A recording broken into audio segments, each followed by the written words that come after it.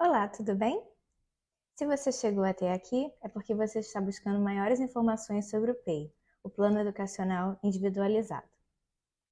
E o que esse importante documento deve conter? Quais são os objetivos do PEI? A gente vai passar por alguns tópicos importantes relacionados a esse assunto.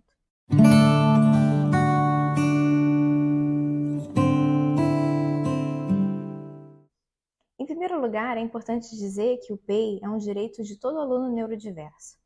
Nele deverão estar contidas as informações do aluno, as acomodações, as modificações curriculares e também as metas para o ano letivo. O PEI é um documento que deve ser atualizado minimamente uma vez por ano. É um documento que deve ser construído através da parceria entre família, escola, membros da equipe multidisciplinar que atua com o aluno e com o próprio aluno quando é possível. O PEI, ele é um documento complexo de ser realizado, porque na realidade são muitas etapas e muitas pessoas envolvidas. Mas também não é uma coisa de outro mundo, não. A gente pode pensar no PEI como se nós fôssemos alfaiates, que tivéssemos que tecer um terno sob medida. Não existem regras e medidas precisas para todos os alunos, ainda que eles tenham as mesmas síndromes ou transtornos. É importante que a gente tenha esse olhar diferenciado e individualizado. E qual é o passo a passo para a realização de um PEI? Bom, em primeiro lugar, o que é preciso é levantar todo o histórico disponível sobre aquele aluno. Digamos que o aluno seja um aluno novo na escola. Muito provavelmente ele vai vir com um PEI elaborado pela escola anterior. Mas se não, também não tem problema. O primeiro passo é fazermos reuniões com os familiares para que uma anamnese seja preenchida. Através dessa anamnese, nós vamos registrar as informações pregressas sobre esse aluno, as expectativas sobre esse aluno em relação ao que os pais realmente vislumbram para o seu futuro, suas dúvidas, anseios. Posteriormente, a gente precisa se reunir com as pessoas que serão os professores que vão lidar com esses alunos, tanto os professores de agentes de turma, quanto os professores especializados em educação inclusiva, ou mesmo mediadores, todos os profissionais envolvidos no processo. As escolas trabalham de formas diferentes, então pode ser que orientadores educacionais ou psicólogos venham a participar também. Enfim, é importante que tenhamos todas as informações compartilhadas para que as melhores decisões sejam tomadas em relação ao desenvolvimento das potencialidades desse aluno, assim como melhor atender às suas necessidades. Vamos recapitular. Primeiro, uma reunião com os responsáveis para a gente saber direitinho as expectativas. Segundo, uma reunião de equipe para a gente alinhar as expectativas em relação àquele aluno, tanto do ponto de vista socioemocional quanto do ponto de vista acadêmico também. E depois nós vamos precisar entrevistar esse aluno, se for possível, dar voz para que ele possa dizer como ele se sente. É importante que a gente tenha sensibilidade e também tenha ciência de que se a família abriu o diagnóstico para o aluno ou não, porque toda a informação do PEI é uma informação confidencial. Então é importante que a gente tenha essa informação para que a gente não compartilhe dados sem autorização prévia.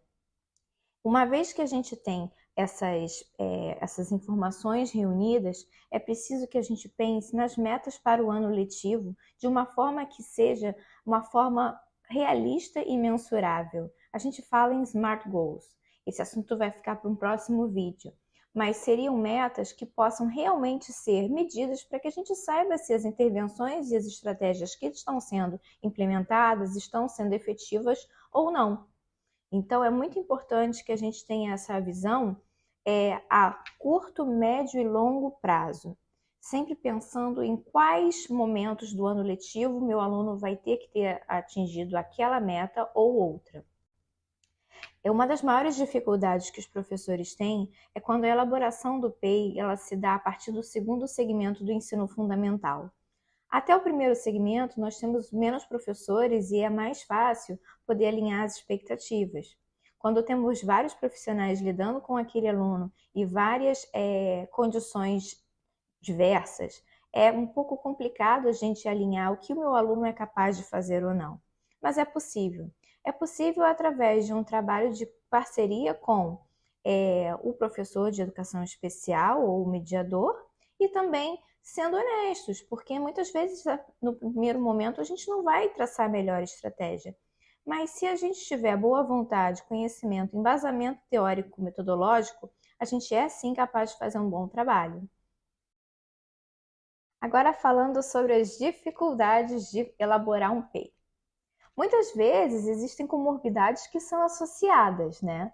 Um aluno pode ter 2 diagnósticos simultâneos. Um aluno pode ter, por exemplo, transtorno de déficit de atenção e hiperatividade e dislexia. Como proceder na hora de elaborar as minhas acomodações para esse aluno? Então, é justamente aí que a avaliação do professor vai ser diferencial. Por quê? Vou dar um exemplo de acomodação em relação à instrução. Uma acomodação para transtorno de déficit de atenção e hiperatividade é solicitar que meu aluno leia o texto em voz alta. Leia para a turma. Só que uma das acomodações para a dislexia é evitar pedir que o aluno leia em público. Por quê? Porque ele vai ter dificuldade. Mas, ora bola, se o meu aluno tem as duas coisas, como é que eu vou medir? Eu faço uma coisa ou eu faço outra?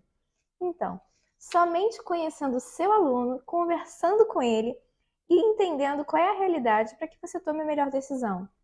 Por isso que não existe receita de bolo na hora de elaborar um PEI. É mesmo o professor e a sua sensibilidade que vão fazer toda a diferença para um PEI de sucesso. Não tem segredo. Agora é importante a gente fazer a diferença entre acomodações e modificações.